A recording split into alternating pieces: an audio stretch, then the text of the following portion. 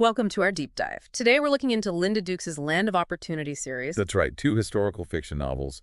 And they really give you a feel for the immigrant experience around the turn of the 20th century. And we know you want to get the essence quickly but thoroughly, so we're zooming in on the central character, Rose Watson.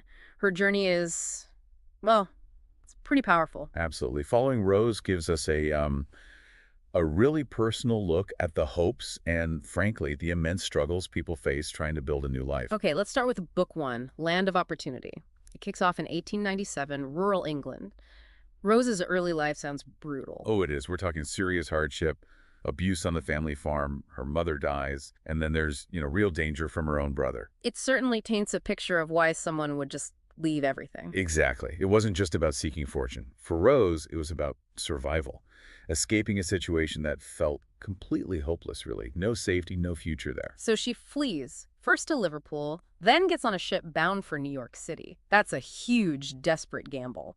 A massive gamble.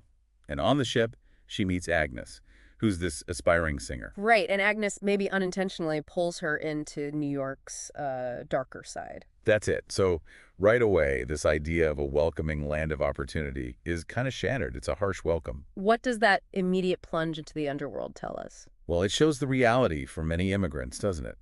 The dream versus the often gritty truth. Survival meant navigating exploitation and danger from day one. But there's a glimmer of hope. She meets Thomas Blackwood. Yes, Thomas, an American man described as kind-hearted. He steps in, offers her protection, He becomes a sort of lifeline. a vital one. Yeah. In that kind of hostile environment, finding someone trustworthy, an ally, it can make all the difference. It represents that unexpected kindness that can exist even in tough places. So book one is really about that raw fight for survival, for safety in early 20th century New York. Definitely. Just trying to stay afloat and find a foothold. Then we jump to Land of Opportunity book two. 10 years have passed. A significant jump. Now, Rose is married to Thomas. They have a family, and she's actually working with the Charitable Society at Ellis Island, no less. Wow, that's quite a transformation. From survivor to helper. It really is. Her work focuses on newly arrived immigrants, especially, and this is quite poignant, abandoned children. That must resonate with her own past experiences. Deeply, you'd imagine. It shows her empathy, right? She's using her own hard-won strength and understanding to help others facing vulnerability. She gets it because she lived it. But the book makes it clear her past hasn't just disappeared. The shadows of New York's violence are still there. No, they linger.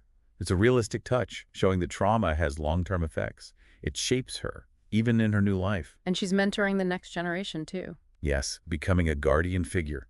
It speaks volumes about her resilience and her investment in the future, despite everything. It emphasizes growth, doesn't it? The possibility of building something better. Definitely. But there's also this looming shadow. World War I is on the horizon, adding this layer of uncertainty for her and her family's future. So looking across both books, the big themes are pretty clear. Migration, obviously, resilience. Huge resilience, yes. And female empowerment through Rose's journey. Social injustice, too, the stark realities people face, the whole immigrant experience, really. Absolutely. Dukes doesn't shy away from the harshness.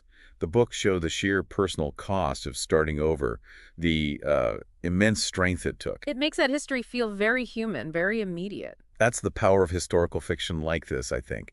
It brings the statistics and dates to life through compelling characters. So wrapping up this quick dive, we've traced Rose's incredible arc from trauma in England to becoming this source of strength in America. A journey across continents, dealing with the immense challenges immigrants faced, but showing that enduring human spirit. It gives you a concentrated understanding of these big themes. And maybe a final thought to leave you with. Go on. Think about Rose's intense fight for safety, for opportunity.